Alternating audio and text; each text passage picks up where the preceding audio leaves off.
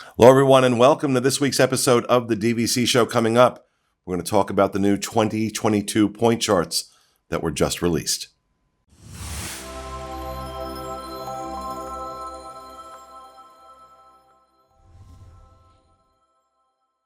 Hello, folks, and welcome. Coming to you from the Bob Varley studio in Orlando, Florida. I'm your host, Pete Werner, joined via Skype this week by my good friends from the DVC store, Mr. Jerry Saito. Hello, everybody. Good to be here.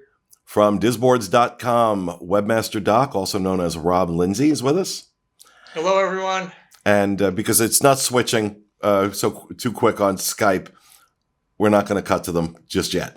But Rob is here, along with Paul Krieger from DVCFan.com and Jackie Gailey from The Diz, our senior editor on The Diz. And of course, back in the production nook, Mr. Corey Fiasconaro. Welcome home. Okay, so just before we just got done recording one show, and before we sat down and record our second show, Paul let us know that literally just moments ago, at least from when we're recording this, 2022 points dropped. So I'm going to throw this over to Paul and let him tell us about what he's seeing with these point charts. So, and granted, I'm getting my first look right now. So this is a live look into frantic Paul. The 2022 point charts were just updated on the Disney Vacation Club website. We will have these up on DVCFan.com for you to access later today. But I'm just going to read the blurb that they actually have here. It says, after a thorough analysis of member travel patterns and resort demand, the 2022 point charts were adjusted to continue to encourage travel throughout the year with the goal of improving availability. Remember, we saw last year everything shift to a new approach where there are 7 travel seasons throughout the year. And based off of when you are traveling, that's going to depend on what you pay per night for points. And this is really in an effort to focus guests more to travel seasons that are less popular. You know, we get the people that are always traveling over Christmas week and stuff like that. You're going to pay a whole lot more for any type of room that week than you will if, say, you're going to travel the beginning of January. So they said similar to the 2021 reallocation, travel periods with a greater demand will require more points. Travel periods with less demand require fewer points. They use an example in here. For example, members can enjoy stays, fewer points of the year traveling during the summer period. On the other hand, if you're traveling in the winter, October, November, December, then those trips will require more points. The 2022 changes only affect Disney Vacation Club resorts at Walt Disney World. They do not impact Disney's Vero Beach Resort, Disney's Hilton Head Resort, the villas at Grand California, and Aulani. I don't really know what that means yet. I haven't looked at those charts, but I'll let you guys talk a little bit more while I dig into that. Well, let's start out by, for those of you who may be new to DVC, let's just explain what's going on. Every year, DVC releases their point charts for the following year or two. So we just got 2021 about a month ago, I believe, a little bit more. And then 2022 just dropped today. And the way it works is that based on travel patterns, they are going to move around how many points it takes to rent certain units during certain times of the year. Now, that doesn't mean that the way it has to work, let's say they raise points for travel in, March. They have to deduct that number of points from some other point in the year. So throughout the year, there's a set number of points they're allowed to allocate. And whatever they change in one place, they've got to change somewhere else to balance it out. So it's never that they're just raising the price of points. They're lowering them somewhere else. Now, what we've seen on the travel side of things, I'm one of the owners of Dreams Unlimited Travel. And one of the things we've been seeing consistently over the years has been the fewer people wanting to travel in the summer, more people wanting to travel in the fall. And so I think what Paul just mentioned is kind of reflected in that you're seeing point values in the fall, especially among DVC members, which is really all DVC cares about, is much, much higher in that October, November, December timeframe than it's going to be in that June, July, August timeframe. And so that does not come as a galloping shock. One of the things that was interesting with the 2021 points now being continued with 2022 was the creation of more seasons. Am I correct? They just kind of built more seasons to help with this allocation? They went from 5 seasons to 7 seasons. And they took the season actually out of it. They just call it travel periods now. So yeah, travel periods. Yeah. And so no surprise there. And like Paul said, I haven't looked at them yet. But Rob, you were saying something about what I think it was Rob saying something about what you were seeing at Old Key West. Jerry was saying that. Oh, Jerry was saying that. So Jerry, what was your observation with Old Key West? Studio's 9 points a night from September 1st through 19th now. 9 points a night for a studio? Yep. Wow. 21 for a 1-bedroom. Wow. But that's just for September 1st through 19th. That's the lowest point season now. So they've raised January, and I think January's 10 points for a studio. Okay, well, that's interesting. Well, again, where on the non-DVC travel side, September had become quite popular. Why? 2 words: free dining. And they would always do September was always the worst month for them. Once the kids started going back to school, parents weren't really interested in pulling their kids out of school go on vacation right after they got back. So you started seeing Disney do things to build up that, the volume of reservations by doing their free dining offers, and those usually involve the month of September. But of course, free dining went away with the illness, and because the dining plan went away, and there's speculation the dining plan may not come back. And so that begs the question, what are they going to do to promote travel in September? So this is interesting that they're making 1st through the 19th their lowest point value at Old Key West. 9 points a night for a studio. Yeah, that's on Sunday through Thursday. It's 13 on the weekends. Well, still, I mean, That's 9 not points. bad. No, it's not bad at all. So I have a question. What is the lowest you've ever seen a value at Animal Kingdom Lodge go for? Because right now they're going for the first part of September, 7 points a night for the values. 7 points a night. And Wow. the lowest I've seen was 8. And that was like, wow, 8. Wow. Usually it's like 9 or 10 for the value, but 7 is what I'm seeing right now. But those Wow. value rooms, they're very difficult to get. Even if you own Animal Kingdom, I think there's only 10 value rooms at the resort at Jambo House. So the fact is it's like a tease because they're so hard to get. Yeah. I would really start looking at more standard and Savannah to give a taste Well, of what's what a the room standard costs. view? What's a If you can get standard view at the same into time? a value, that's great, but just be aware that they're tough. And looking at these point charts, it's not all gloom here in terms of the cost. Some of these seasons have actually dropped in cost. So there's going to be winners on people that travel certain times where it's not going to cost as many points as it cost them in previous years. So Disney has made these point adjustments a couple of times. I mean, probably a half dozen times in the 20 plus years the membership has existed. And again, not everyone has to pay more. It's not like it keeps going up and up and up.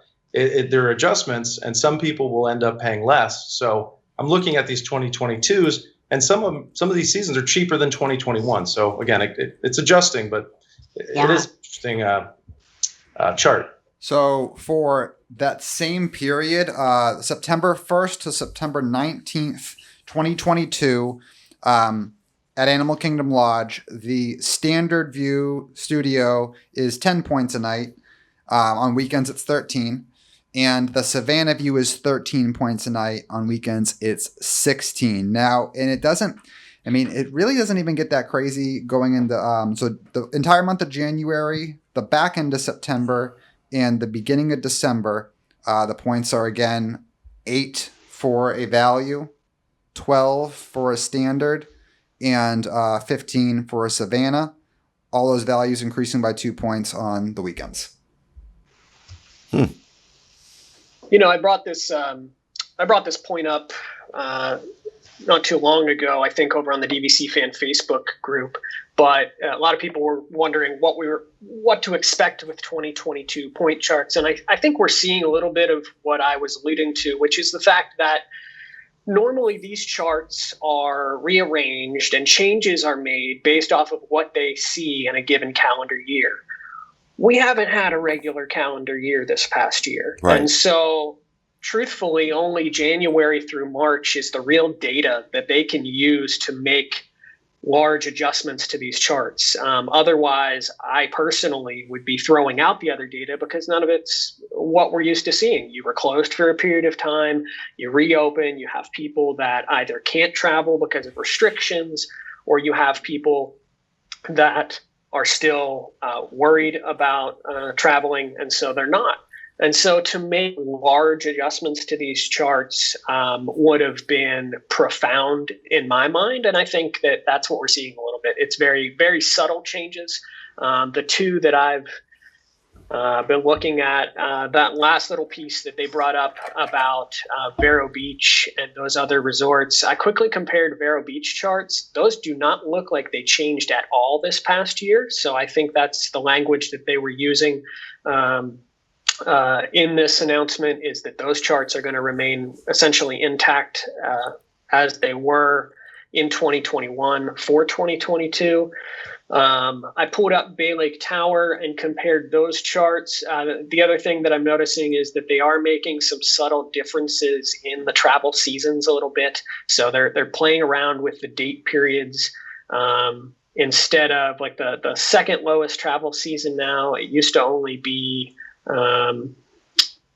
certain dates in December. Now they've added some more dates, I think, or they've limited that. So they're playing around with where they want those actual date ranges to fall within the travel seasons.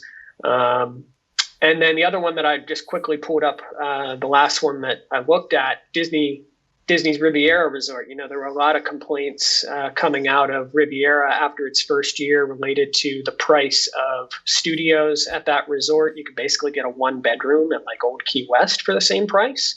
Looks like they're doubling down on those. They're not really changing the cost of those studios all that much. But granted, that's just a quick first glance at some things. That was the first thing I was wanting to look at was Riviera too. I was it's loading on my phone, and I was wanting to see what they did there.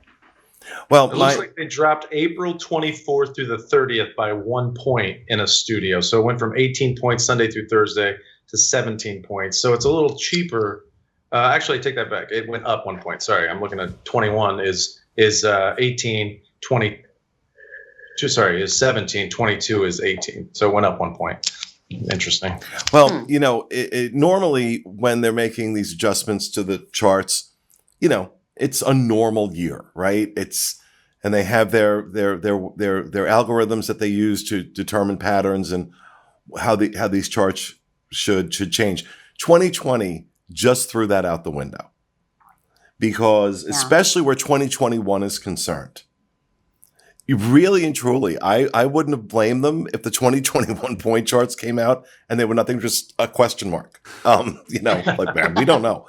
Because so much is dependent on so many factors outside of their control. Yeah. What happens with the illness? What happens with the vaccine?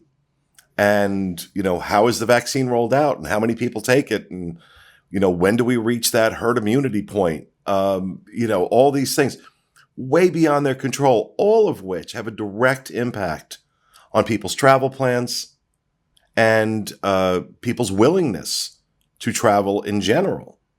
So that, they are really, they're really, they're reading tea leaves right now, and I don't envy them. I don't envy them the process of trying to figure this out, and especially when you look at the number of points that they had to make exceptions for people, especially in the early days of the shutdown, when the resorts simply weren't open, and they had to move all these points around, and then they had to put this thing in place where if you were borrowing against the next year, you could only borrow half your points.